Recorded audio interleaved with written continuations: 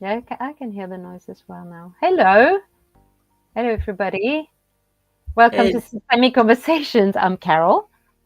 and I'm Orianne. And today we are diving into something that quietly shapes how we live, love, and connect. It is our place, whether Mm. in our families, relationships, friendships, work environments, or communities. We are all parts of systems that have an invisible structure. And within those systems, each person has a particular role, a place where they naturally belong. Yes, that's true. And when we're in that place, we feel it. There's a sense of ease. We don't have to push or prove ourselves. But when we're not in our right place, when we're carrying something for someone else, or trying to be the parent, the rescuer, making ourselves small, life can feel confusing, exhausting, or strangely stuck. Yeah, it's not just an idea, it affects how safe we feel, how clearly we can see others, and whether we feel like we truly belong. When we are in the place that is really ours, things flow more naturally. We feel more ourselves, and other around us feel more at ease too. Okay. So, in this episode, we'll explore what it means to take up too much space, too little space, or just the right amount, and how family constellations and systemic insights can help us come back into alignment not only with ourselves, but with those around us. So, in systemic work, when we speak about place, we're talking about the emotional and relational position we hold within the system, a system, whether it's our family, our partner dynamic, our friend group, friendship group, workplace, or wider society.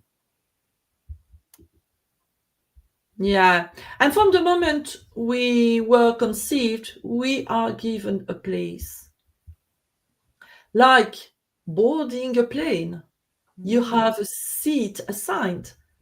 You can't swap, hover in the hills, or sit on someone else's lap.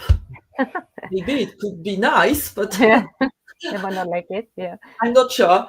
yeah. And yet, in our human systems, that's often what happens. Out of love or loyalty, we take someone else's spot. I think it's a very good analogy, Oriane. So it could be the place of a lost sibling, a parent who was overwhelmed, or someone who was never spoken about. We step in, not consciously, but because the system is trying to rebalance.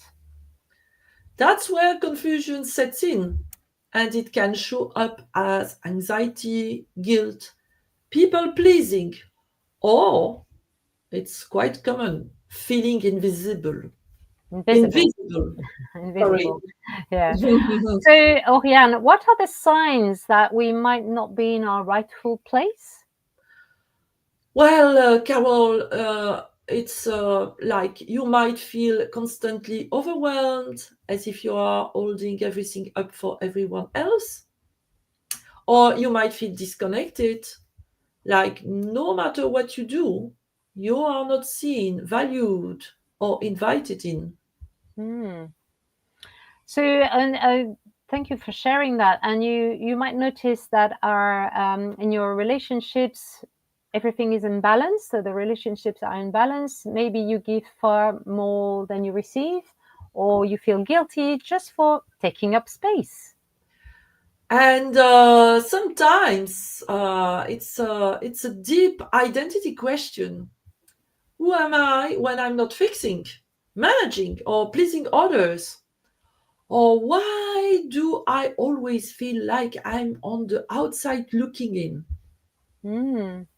So these questions are really important because they're clues. They help us to understand that if we're in the right place or not. And often when we trace them back, we find someone who gave up their place, or took someone else's place out of unconscious life. So when say we find someone, this is like in the ancestry, in our father or mother side. Yeah. Yeah, someone is missing. That's very important. Mm, And this is why uh, the the intelligence of the system try to rebalance mm, by honoring this missing person. So mm. these patterns aren't just in our families, Okay. because they show up also in teams, friendships, and romantic partnerships too. Okay. And also people might not realize, but at work, someone might take on the manager's responsibilities of a functioning while the actual leader avoids taking decision or making any decision. Or someone new might never feel like they belong, doing too much or too little, and quite unsure of their role.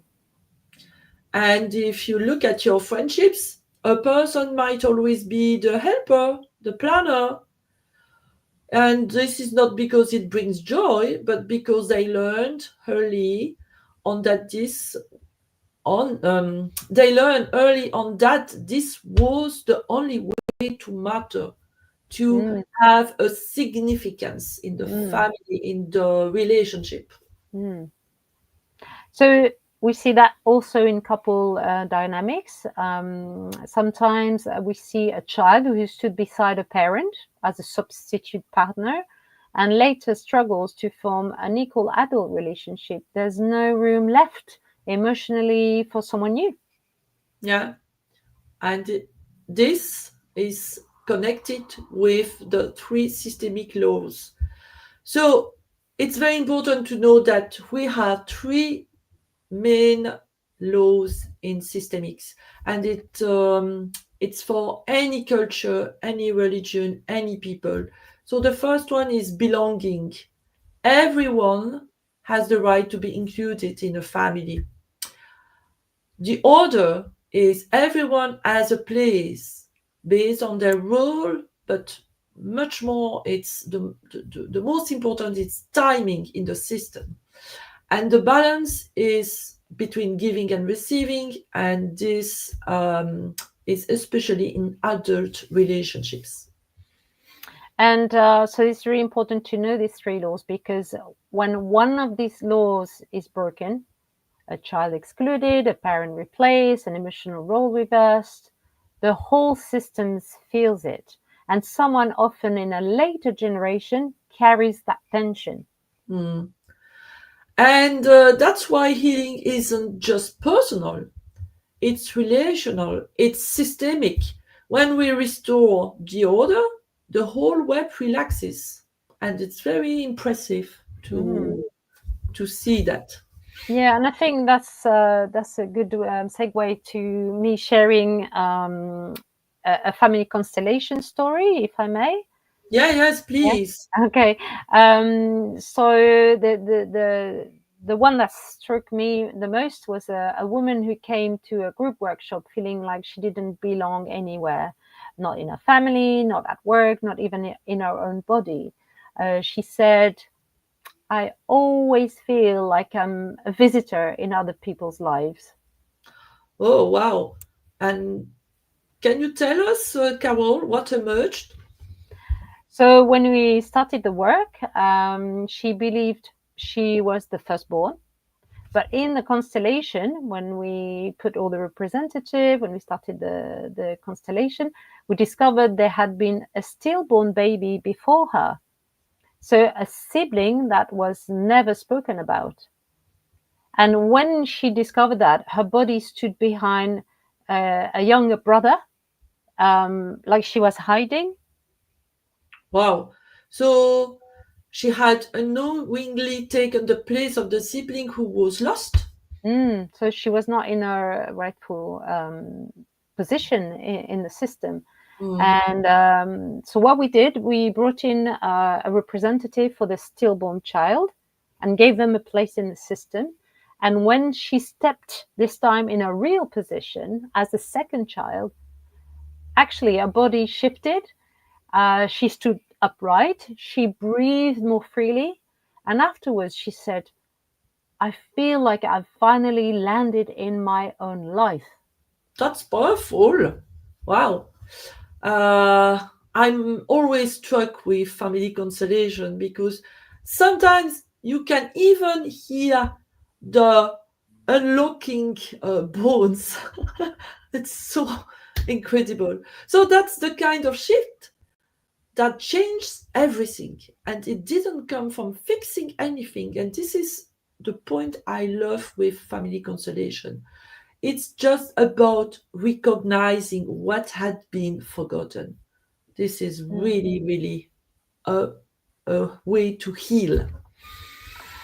So, Oriane, how do we come back to our place? Not someone else's, not the one we thought we had to take, but the one that's really ours. Well, with the client, we start by asking gentle questions. Or we invite the client to Hmm. ask himself or herself, am I carrying that may not be mine? But sometimes it's a little bit difficult to answer to this question. Or where do I tend to overfunction or disappear? Mm, Or also, who might be missing from my story, my family story? mm, okay. And so that's why in constellation work, we use symbols, representatives, or physical space to explore these questions. Sometimes just standing in the place of a lost sibling or stepping back from a parent role we took on too young creates a release we can feel immediately. Yeah, Carol, and it's a compassionate process. It's not about blame, but about understanding the larger picture. It's even more than understanding, it's just looking at the larger Mm, picture mm, and giving everyone their due place. mm. And often that's all the system needs, right, Oriane? Mm. For someone to say, I see you, you belong, and I no longer have to carry what was never mine. So you put things back in their right place, yeah? Exactly. And those small sentences, they are called healing sentences because they allow the recognition, the acknowledgement, and to give back the place to those who are missing. So wherever you find yourself in your family, your friendships, your work, your culture, maybe pause a second and ask, am I standing in the place that is truly mine? Or another question, who is missing in my family? A very simple but powerful question if you are feeling not at your right place. Hmm. Yeah, and if being in the right place means taking your place, then what happens when that place is already filled by rule, expectation, or invisible responsibilities passed down through generation? Hmm. And just to give a hint of our next episode, we will explore the invisible labor of women, the caregiving, emotional holding, and quiet coordination that often go unseen and yet shape entire family systems. So, if you are attracted and interested by this topic, join us as we explore how this hidden work impacts belonging, balance, and the ability to truly stand in your own place. It's like the next step after this, episode 13. So, thank you all for joining us for this conversation today. And if it resonated, leave a comment, subscribe, or share this episode with someone navigating similar questions, because we always have a replay of these episodes available for you. Yeah, and if you feel called to explore this more deeply through constellation work or coaching, we would love to support you. And you will find all details beneath this video. Okay, so see you next time on Systemic Conversations. Conversation.